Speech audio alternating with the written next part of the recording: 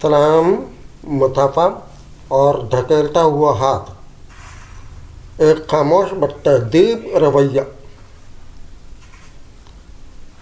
मनजानिब मोहम्मद अदनान यासीन।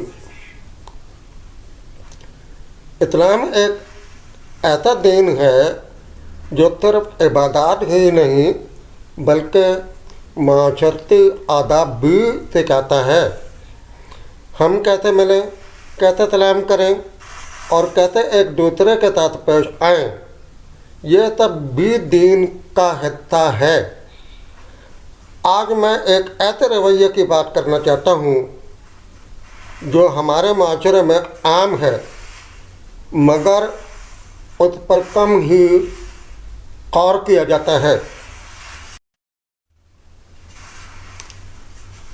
एक शख्स खुलूस के साथ आगे बढ़ता है, सीधे हाथ से सिर्फ मुसाफा करना चाहता है और ज़बान से कहता है अस्सलामु अलैकुम। सीधे, लेकिन सामने वाला शख्स हाथ से मुसाफा तो करता है मगर उसी वक्त अपने दूसरे हाथ से धकेलने की कोशिश भी करता है।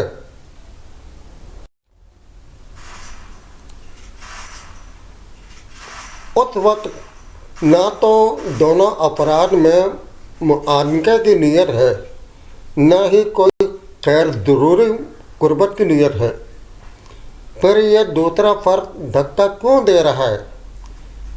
ये सवाल सिर्फ आदाब का नहीं, अखलाक का है।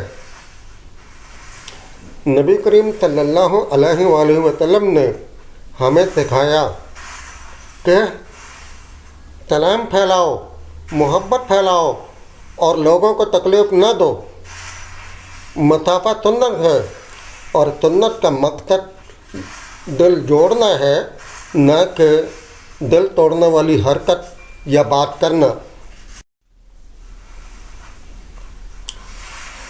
अगर कोई शख्स सिर्फ हाथ मिला रहा है और उसमें कोई नापसंदीदा बात नहीं तो दूसरे हाथ से धकेलना एक खामोश तदलील बन जाती है। इस्लाम हमें यह नहीं सिखाता कि हम ज़बान से एहतराम करें और जिस्म की ज़बान से बेरुखी दिखाएं। याद रखिए, वक़ार फासला रखने में नहीं, नरमी और रहमदिली का जज्बा रखने में है। अगर आप मुआनका नहीं करना चाहते, यह आपका हक है, लेकिन अगर मुसाफा हो रहा है तो धकेलने की कोई ज़रूरत नहीं। लिहाजा अपने मजाज में नरमी, रहमदिली का जज्बा पैदा कीजिए, क्योंकि सलाम, अमन, मुसाफा, एहतराम और धक्का दिल आज़ारी, ये तीनों एक साथ जमा नहीं हो सकते। आइए हम अपने सलाम को भी खयानत बनाएं, अपने हाथ को भी नरम रखें और अपने अखलाक को नबी करीम सल्लल्लाहु अलैहि वसल्लम के अखलाक के करीब ले जाएं, क्योंकि इस्लाम सिर्फ मानने का नहीं, जीने का नाम है। अगर बात दिल को लगी हो तो शेयर कीजिए।